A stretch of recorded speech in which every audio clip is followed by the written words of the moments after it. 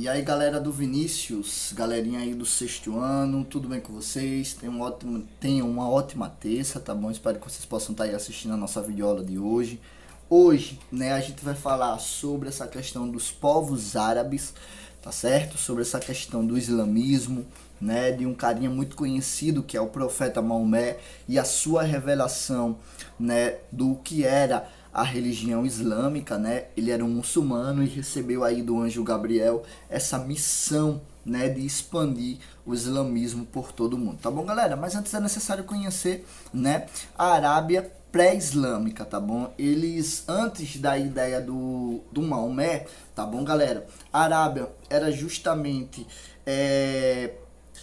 um lugar politeísta, né? Adotavam o politeísmo aí como a sua religião, né? Adoravam vários deuses. Depois que Maomé vai criar essa ideia da adoração ao único Deus, a Alá, né? E essa nação deixa o politeísmo e vai adotar o monoteísmo, tá bom? Estes povos, eles têm justamente origem na Península Arábica, né, que é o atual país da Arábia Saudita, tá certo? Tem uma região de clima seco e muito quente, tá bom? Os árabes do deserto, né, eram chamados aí de beduínos, tá certo? Tá bom? Por quê? Porque eles criavam animais, né? Esses animais eram extremamente resistentes ao deserto, né, como o camelo e o dromedário, tá certo? E já na região litorânea, esses árabes eram conhecidos como árabes felizes, tá certo? Que era um povo que tinha o desenvolvimento do comércio e viviam justamente intensamente dessa produção aí do comércio do que era produzido. Então tudo isso, galera, que eu falei para vocês, são aspectos que antecedem justamente ao profeta Maomé, né? E aí a gente vai falar um pouco sobre essa questão. O profeta Maomé, ele vai nascer justamente na cidade de Meca, tá bom? No ano de 579, né? Ele vai trabalhar como marinheiro no mar Mediterrâneo e aí ele vai conhecer tanto o cristianismo como também o judaísmo, né? E através desses elementos, galera, da junção do judaísmo cristão, ele vai fundar, né? Ele vai trazer também as tradições árabes e aí ele vai fundar essa questão da tradição islâmica, né? Segundo a tradição islâmica, segundo ao seu livro, né? Ao Alcorão, ou o Corão, como ele é conhecido, o Maomé, ele vai receber justamente revelações diretas do anjo Gabriel, né? E aí ele vai criar, né, o islamismo e ele vai adotar ali a ideia de que o Deus era o Deus Alá, né? Então essas revelações, essas profecias foi feita justamente ao anjo Gabriel, né? E deram base iniciais justamente para a formação do islamismo e para a criação da sua principal leitura, né? Que é o Alcorão, que é o livro sagrado do Islã, assim como a Bíblia Sagrada é importante justamente para o cristianismo, tá certo, galera? E o Torá, né, é importante aí para o judaísmo. Então, galera, Maomé, né, por ali ele pregar essa questão do monoteísmo, ele vai ser expulso de Meca no ano de 622, né? E aí ele vai começar suas pregações, né? E que vai receber o nome de Hegira, né, que significa, para o Islã, Hegira significa fuga, tá bom? E aí essa fuga ela vai ocorrer no primeiro ano do calendário muçulmano. E aí ele vai para a cidade de Iarib, tá bom? Que vai ser a futura Medina, né, que é a cidade do profeta, como ela fica conhecida. E Maomé ele vai conseguir o apoio justamente dos comerciantes locais, né, que eram os beduínos, para conquistar justamente Meca, né? E com o tempo ele vai converter toda a Península Arábica ao islamismo, né? Ele pregando ali o islamismo. O profeta Maomé, galera, ele era acostumado a orar num lugar chamado Kaaba, né? Que é justamente aonde ele falava diretamente com Alá, né? A Kaaba, para quem não sabe, é uma pedra, né, que fica no centro da mesquita, onde eles alegam que essa pedra ela tem todo o pecado da humanidade, né? E essa pedra de início, quando Maomé orava, ela era uma pedra branca e hoje ela é preta, né, segundo a tradição islâmica, tá bom, galera? Em 632, depois justamente da morte de Maomé, né, onde ele vai morrer e ele vai aí criar uma política unificada, tá bom? Agrupando em torno dessa política, olha só, política e religião, essa religião islâmica, e justamente na sua ausência vai surgir o que a gente chama dos califas, né? Esses califas eram chefes políticos, religiosos e militares, né, que tinham uma missão de governar o império também dentro do critério religioso, né? E aí você tem a formação de um estado teocrata, onde esse líder ele tem essa função administrativa, militar e religiosa sobre si. E aí você vai ter aí, né, os interesses justamente da classe dominante, que era os comerciantes.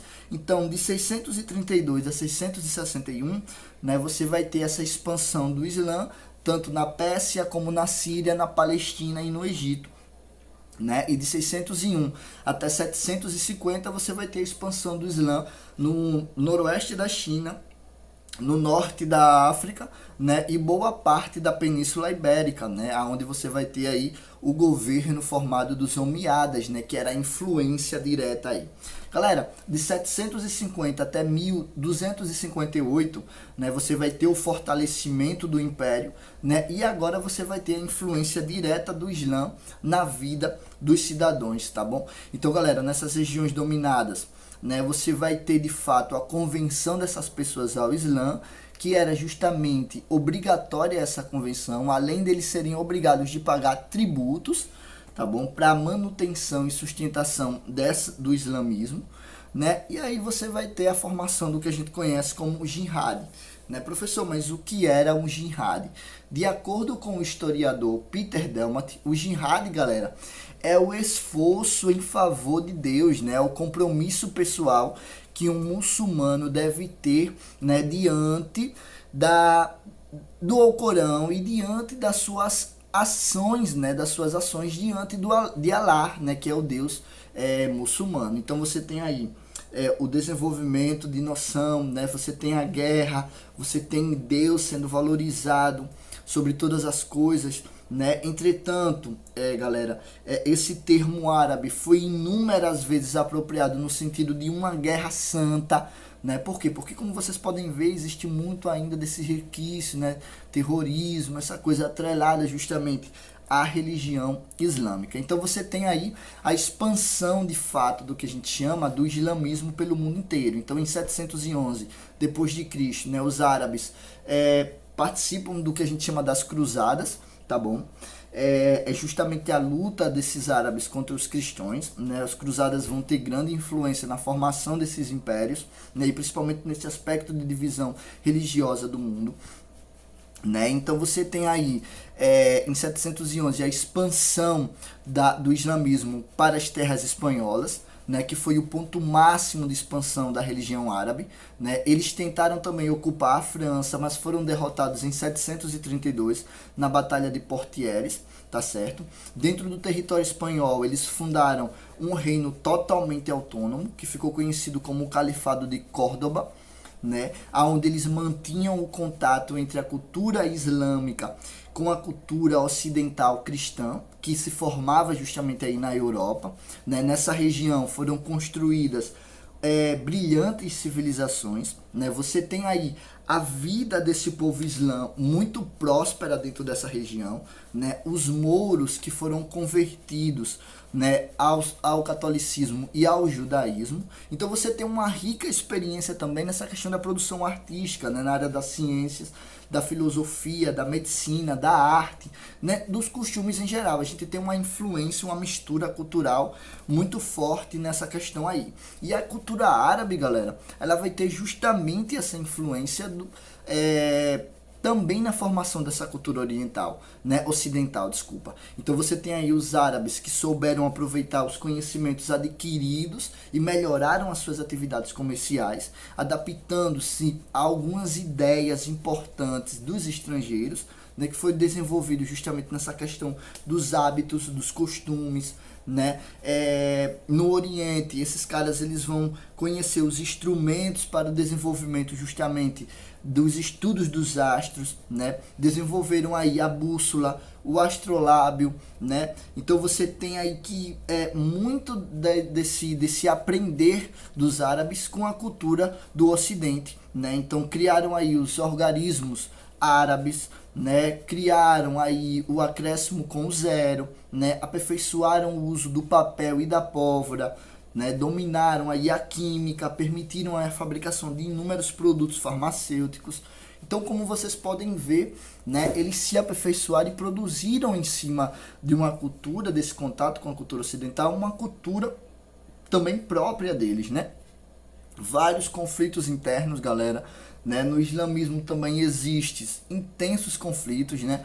Desde 632, depois da morte de Maomé, vão surgir aí dois grupos que vão gerar esse conflito, que é de um lado os sunitas, né? A maioria dos sunitas são de muçulmanos. Segundo eles, o sucessor do profeta Maomé poderia ser qualquer pessoa. Já os xiitas, né, que são esse lado mais radical, que é uma minoria, né? Segundo este grupo, o sucessor do Maomé deveria ser justamente um descendente do próprio Maomé, né? Então essa disputa, né, ela permanece até os dias atuais, como vocês podem ver. Então, galerinha do sexto, né, para a gente não perder aí essa movimentação, o que é que vocês vão fazer, né? Atividades do módulo, tá bom? Para me entregarem ainda hoje, tá certo?